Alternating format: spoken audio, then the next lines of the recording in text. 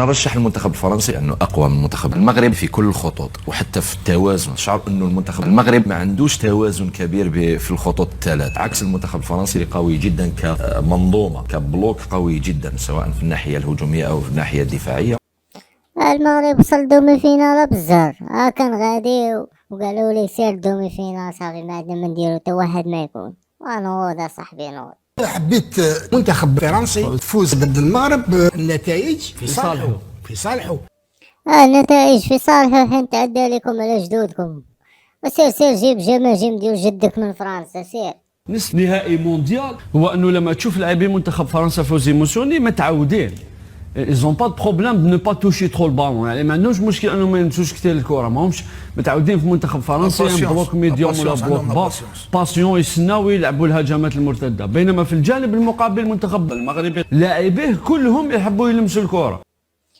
فرنسا ما كيبغوش اللاعب هادي ولا يمس الكره، كيخلوها الخصم كيبقى شاده ولاعب بها، ما كيمسوهاش. بغاو الكره صاحبي، بقاو هما يماركو في كل ماتش حشومه كاع. منتخب فرنسي ولا كتفوز باللقاء. المنتخب الفرنسي اليوم يروحوا باش يلعبوا النهائي. اظن باللي المنتخب الفرنسي بهذه التركيبه البشريه تاع هاد لي جوار سي بارمي لي ميور زيكيب. احنا التركيبه اللي عندنا ما حدنا وصلنا ولعبنا مع فرنسا، احنا ميور ايكيب. نظن أن منتخب فرنسا هو اللي راح يستحوذ على الكرة. انا كنظن انكم عمركم ما تطفروا، انتوما غادي تبقاو هما الاضحوكه ديال افريقيا يا كراغيله. لما تشاهد المنتخب الفرنسي تشعر انه منتخب قوي جدا، منتخب متماسك، منتخب تكتيكيا في اعلى مستوى، منتخب لديه الكثير من الحلول سواء في الدفاع، في وسط الميدان الاسترجاعي، في وسط الميدان الهجومي او في الهجوم. لذلك يبقى المنتخب الفرنسي واحد من اقوى المنتخبات، ونتائجه في الدور الاول نتائج مفخخه لا تعكس بتاتا قيمه ومستوى المنتخب الفرنسي، ومستوى المنتخب الفرنسي الحقيقي سنكتشفه في الادوار الاقصائيه. كلشي كتشجعهم الا خوتكم المغاربه، هادشي كامل كره فيكم يا كراغيله.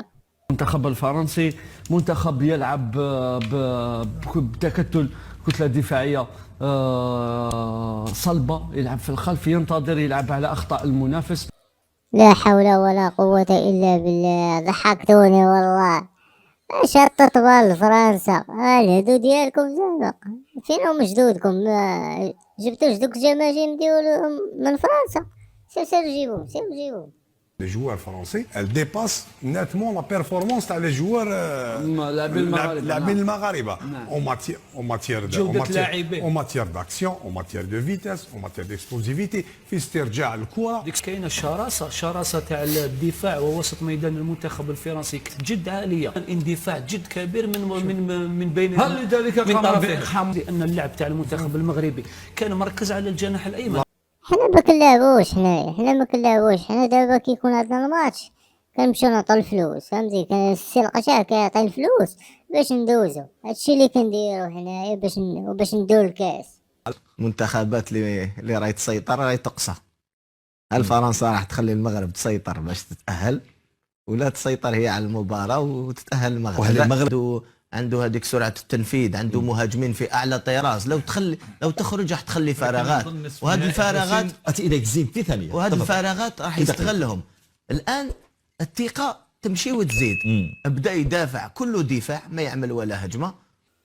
احنا الدفاع حنايا ما كنهاجموش، حنا كنتسناو، ملي كدير الفعل كنوروك ردة الفعل. هادشي اللي كنديرو باش ندوزو صافي يا صحايبي.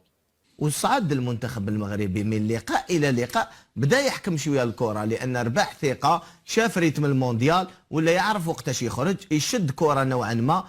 كاين لحظات في اللقاء وين المدرب طلب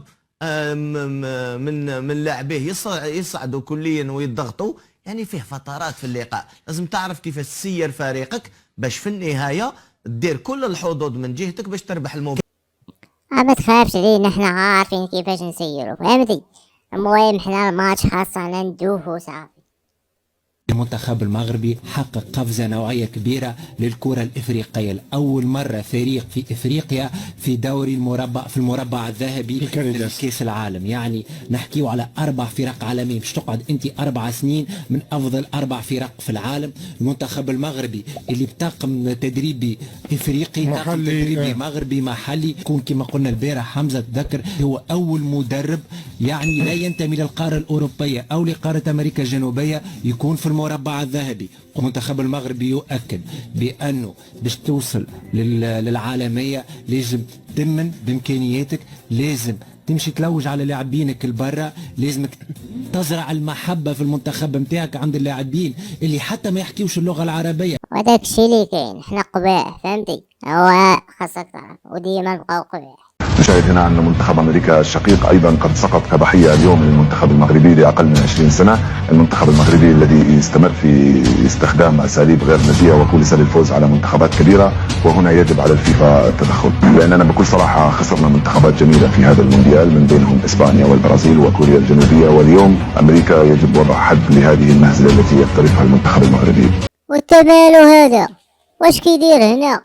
هذا اش كيقول هذا؟ خلوني ليه شدوني دابا نعورو، شدوني. الهدف المسطر هو التأهل. المنتخب الفرنسي منتخب قوي جدا، منتخب متماسك، منتخب تكتيكيا في أعلى مستوى، منتخب لديه الكثير من الحلول سواء في الدفاع، في وسط الميدان الاسترجاعي، في وسط الميدان الهجومي أو في الهجوم. لذلك يبقى المنتخب الفرنسي واحد من أقوى المنتخبات، ونتائجه في الدور الأول نتائج مفخخة لا تعكس بتاتا قيمة ومستوى المنتخب الفرنسي.